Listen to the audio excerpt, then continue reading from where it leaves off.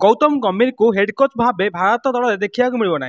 जून 20 आरंभ हो भारत इंग्लैंड सहित प्रथम टेस्ट मैच। यही प्रथम टेस्ट मैच रे गौतम गंभीर को देखा मिलना हेड कोच भाव में।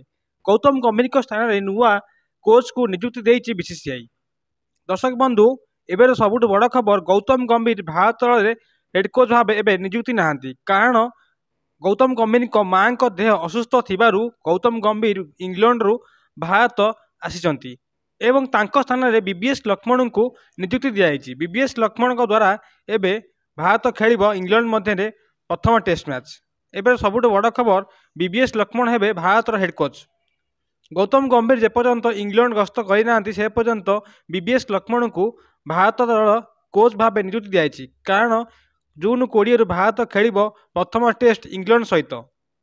जेहेतु बीबीएस लक्ष्मण पाखे अभिज्ञता रही और इंग्लैंड सांगे भल खेल रही, तेणुक बीबीएस लक्ष्मण को भारत दल हेड कोच भाव नियुक्त कराई। जेपर्यंत गौतम गंभीर माँ देह सुस्थ होना और गौतम गंभीर भारत इंग्लैंड गस्त करना से पर्यंत बीबीएस लक्ष्मण हेबे भारत दल हेड कोच।